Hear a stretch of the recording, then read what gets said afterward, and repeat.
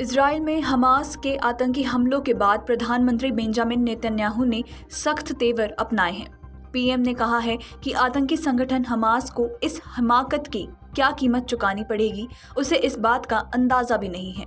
Report के अनुसार Israel में हमलों के बाद 22 लोगों की मौत हो चुकी है। 500 से अधिक लोग घायल हैं।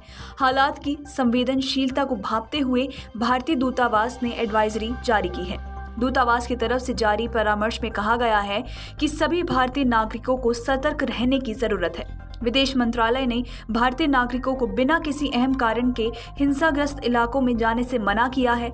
दूतावास की तरफ से जारी बयान में कहा गया है कि हिंसा वाले इलाके में जाने से बचें। स्थानीय अधिकारियों के दिशा निर्देश पर जरूर ध्यान दें। नागरिकों से सतर्क रहने और सुरक्षा प्रोटोकॉल का पालन करने का अनुरोध करते हुए भारतीय दूतावास ने कहा है, इजराइल में संवेदनशील वर्तमान स्थिति को देखते हुए इजराइल में सभी भारतीय नागरिकों के सतर्क रहने और स्थानीय अधिकारियों की सलाह के अनुसार सुरक्षा प्रोटोकॉल का पालन करने का अनुरोध है। शेल्टर और बंकरों में शरण लेने का सुझाव देते हुए दूतावास ने कहा है कि बम से सुरक्षित रहने के लिए तैयार किए गए आश्रयों के करीब रहें। अतिरिक्त जानकारी के लिए इजरायली होम फ्रंट कमांड की वेबसाइट www.oref.org.il/en को फॉलो करने का सुझाव भी दिया गया है।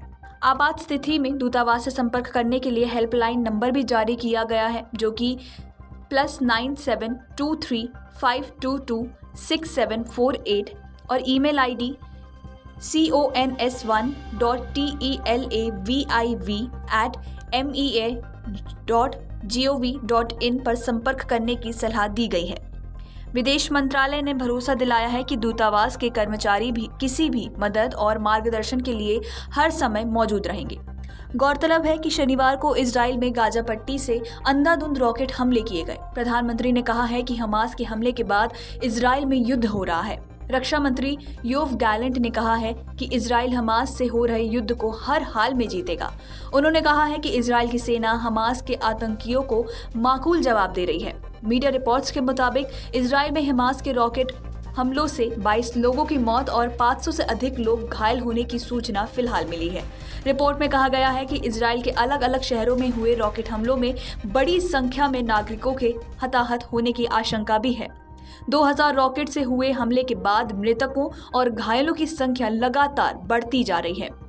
इजराइल में हमलों के डरावने मंजर सामने आ रहे हैं। गाजा शहर से आए वीडियो में देखा जा सकता है कि जब इस्लामिक संगठन हमास ने इजराइल पर हमला शुरू किया तो तेल अवीव में रॉकेट हमलों की चेतावनी वाले सायरन काफी लंबे समय तक बजते रहे। रॉकेट हमलों के बीच सायरन की आवाज के अलावा गाजा के आसमान में धुएं का गुबार भी दिखाई दिया। Video desk अमरउजाला.com। अमर उजाला अब आपके टीवी पर भी।